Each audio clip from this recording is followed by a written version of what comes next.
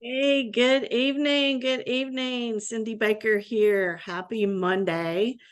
I am so excited to be here with you tonight for another episode of Monday Night Live. I'm an ADHD and productivity coach for professionals, and I come just about every week giving you some practical tips for how you can be more productive and more organized, even if you have ADHD like me. So let me just do a tech check here real quickly. And if you're jumping on live, let me make sure I'm streaming here. I'm gonna look at my phone. Okay, I see myself, so hopefully you can see and hear me. But if you are jumping on live, whatever platform you're watching this on, please say hi in the chat and let me know that you're watching. And a lot of people watch these on replay. So I only know if you're watching if you tell me. So let me know if you're watching this on replay, just say hashtag replay. And so that I can kind of keep track of which topics are more interesting to people, things like that. And it helps the Facebook algorithm to show it to more people, right?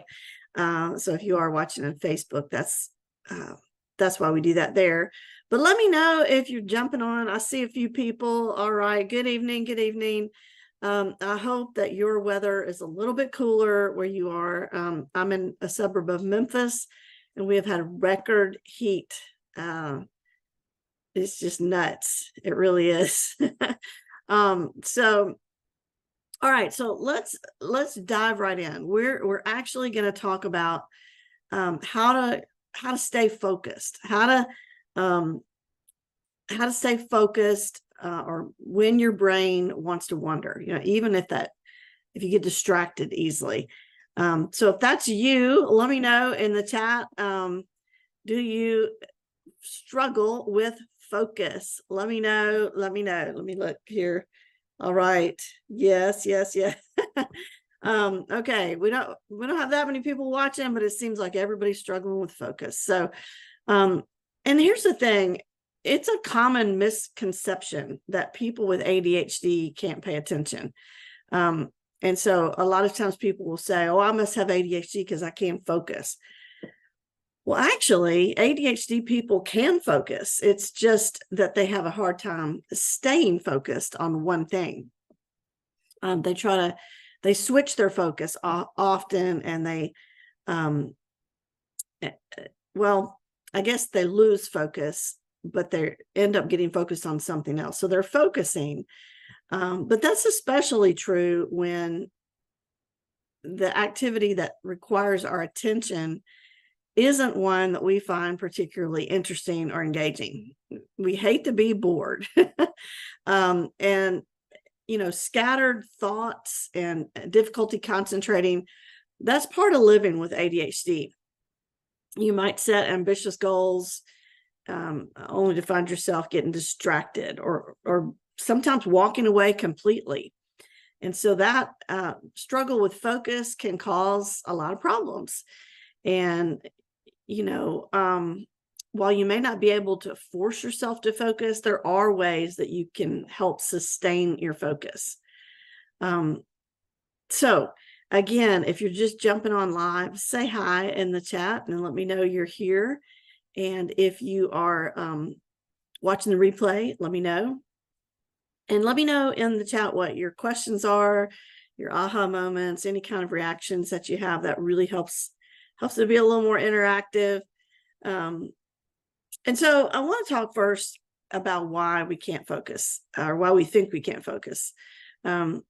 Being easily distracted when you have ADHD, it does not mean that you are lazy. It does not mean that you have a poor work ethic. It doesn't mean you're being rude. Almost all of us have had days where we find it hard to stay focused. Let's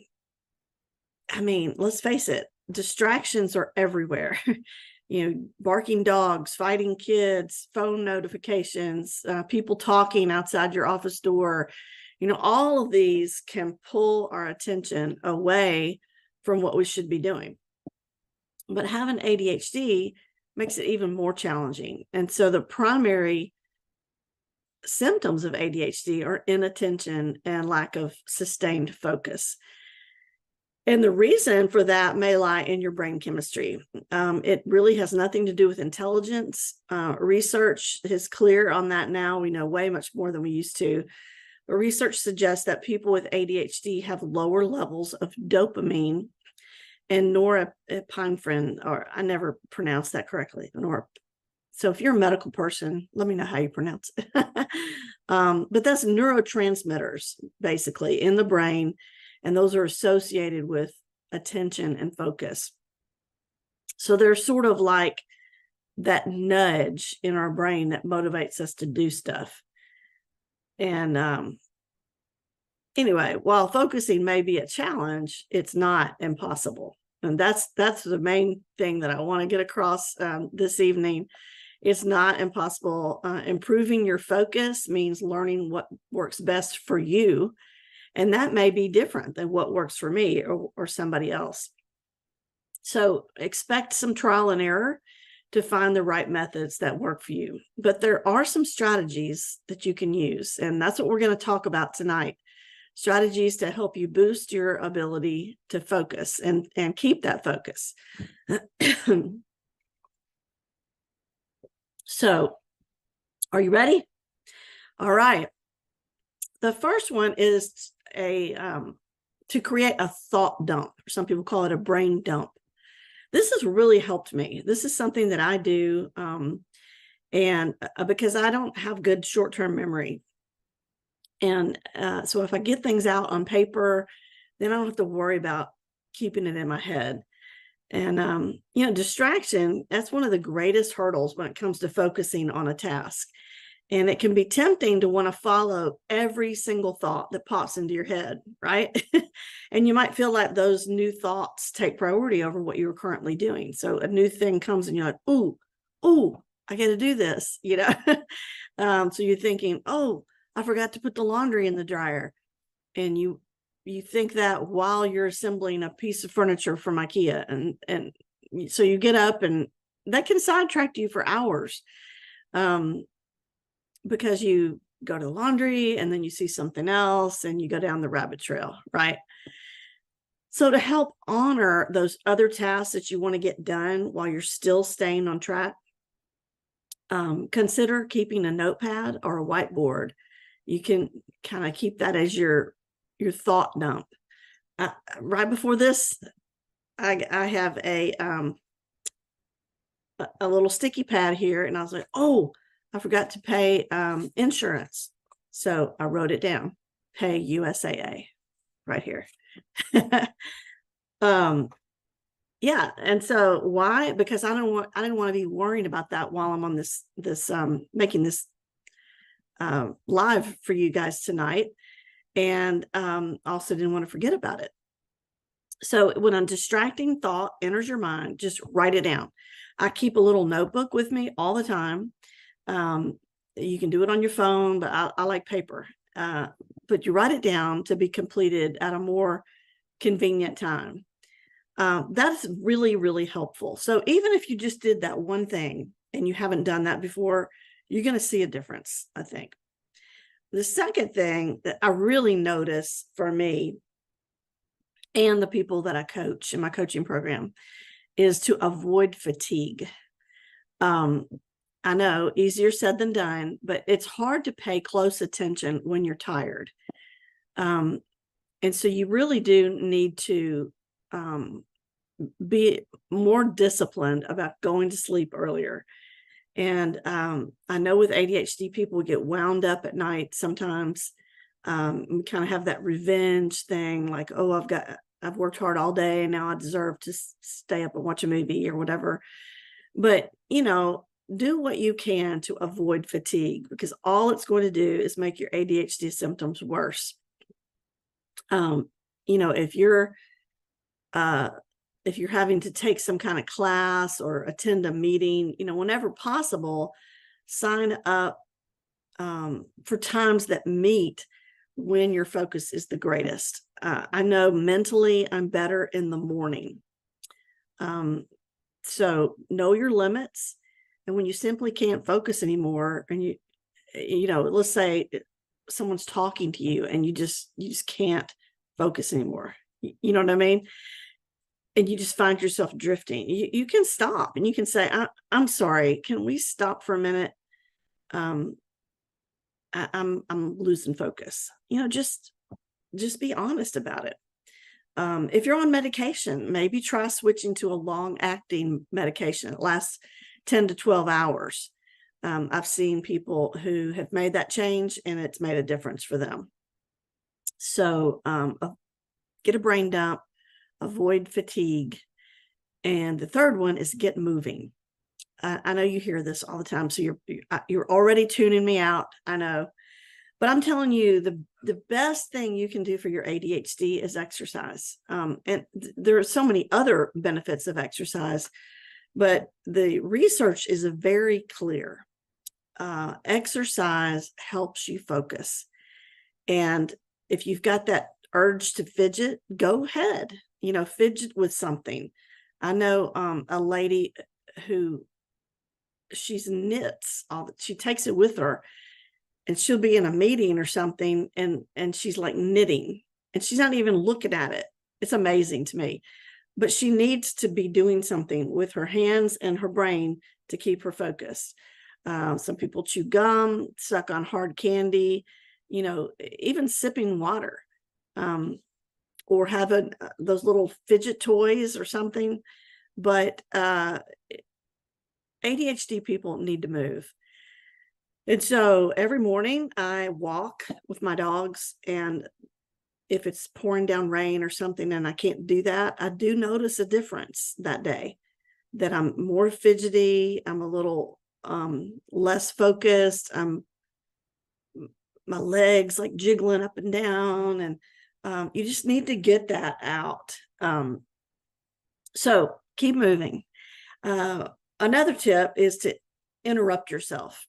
And what I mean by that is deliberately interrupting a task might actually help you focus on completing it. I know that sounds opposite, but experts theorize that pulling yourself away from a task, it creates like this mental tension and a fixation on the task. And then that ultimately enhances your focus. So how does that work in real life? Breaks. Set an alarm for short breaks, because when you come back to it, you're going to be laser focused. Research has shown that. Try the Pomodoro method, where you put away all distractions. You set a kitchen timer for 20 minutes, and then you stand up and take a 5-minute break when the alarm goes off. I have done this. It really works. It really does work. I'll do a whole nother training on Pomodoro, but I teach that in my group coaching program. So try that, scheduling breaks. Another one is work with someone that you trust. Have somebody who supports your efforts and like might help keep you on track during the day, like an accountability partner. Some people call them body double. They can kind of gently guide you if you seem distracted. And make sure it's somebody who gently guides you, not yells at you. But they can help redirect your energy if you start getting off track. And if you can't have somebody with you, then maybe you can have somebody contact you regularly throughout the day and check in on you. I know some people who meet on Zoom, and they're doing different things, but they're holding each other accountable to get things done. I know a group that does writing that way. And I know another group that just does tasks like folding laundry and things like that. But it's just that connection. You can kind of talk and, check in during breaks and things like that.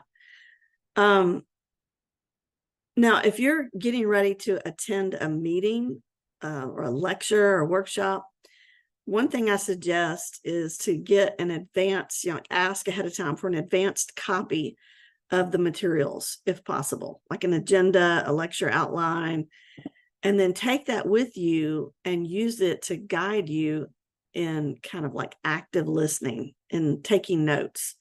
always want to get things in writing. Writing or typing while you listen, that helps you stay focused.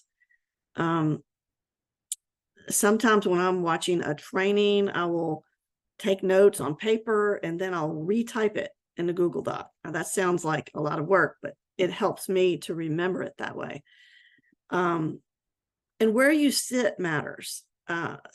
Seat location is critical. If you have ADHD, there's a couple things you can do. You can sit up close where you're facing the speaker. So you got to arrive early to get a good seat away from distractions, like a noisy fan or a doorway that opens to a busy hallway where you can hear people talking. And if the event is scheduled to run for several hours, one trick is every time there's a break, like people get up and get water, restroom, whatever, change your seat if you can after each break. Of course, you can't take somebody else's seat, but if there's because having a new vantage point, it kind of jolts your brain into attention. It helps you periodically refocus your attention because you have a new perspective. And if you're sitting by somebody, you can ask a friend sitting nearby to tap you. If you zone out, just kind of lightly tap you. When you're working by yourself, you want to take occasional breaks. And I like if I'm in a meeting and there's a way for me to sit in the back or on the end where I can discreetly stand up if I need to. And I'll just kind of stand up, not calling attention to myself, because I can't sit still for long periods of time. I feel like I'm going to explode. I don't know if you feel like that. But maybe change your seat once in a while, stand up and walk around. When they do give a break, take the break, get up physically. Don't stay in your seat during the breaks. Get up, walk out, even if you don't have to go to the restroom. Just it helps you stay fresh and stay focused. And then after the meeting, now this is really important too. As soon as possible after a class, a training, or a meeting, ask the speaker for the slides or a brief review of the main points. And if you can actually verbally talk to that person, then you explain your takeaways and see if they agree. Like, okay, so what I was getting from what you were saying is blah, blah, blah. That's a good time to fill in any missing details and find out exactly what's expected of you next time.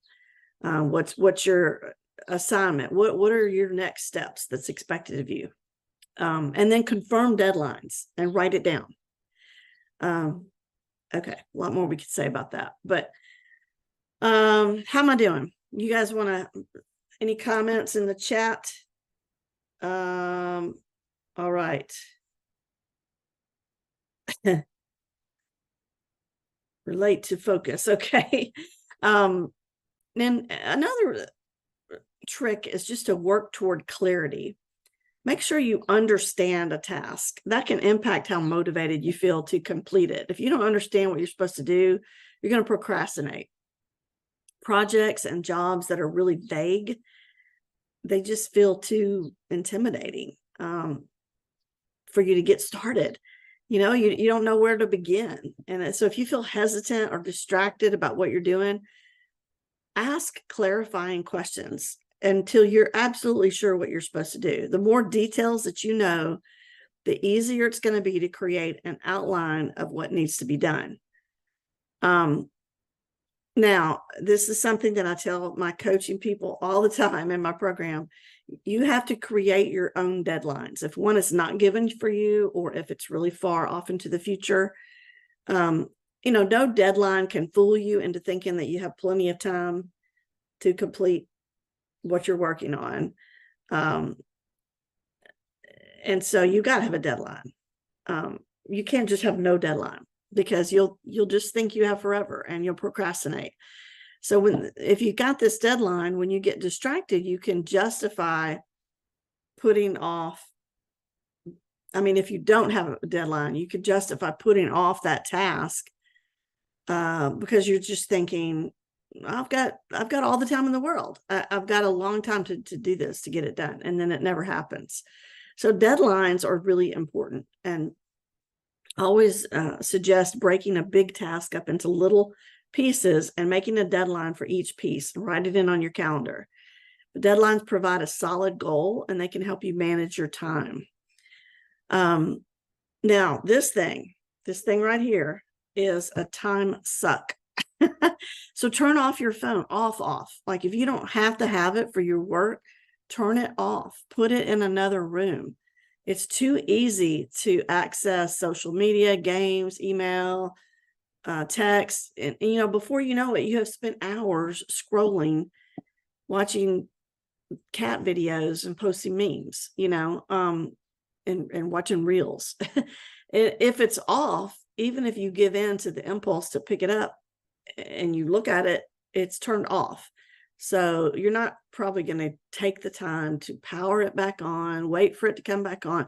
You'll probably see that it's turned off and go, oh, okay, it's a reminder. I'm supposed to get back to work, And speaking of reminders, you have to have reminders, notes and reminders. Alarms are your friend.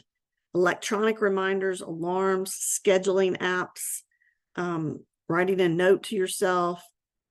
You have to use reminders. If you're just relying on remembering everything in your brain, you're just creating unnecessary stress in your life. And you're not going to be as efficient.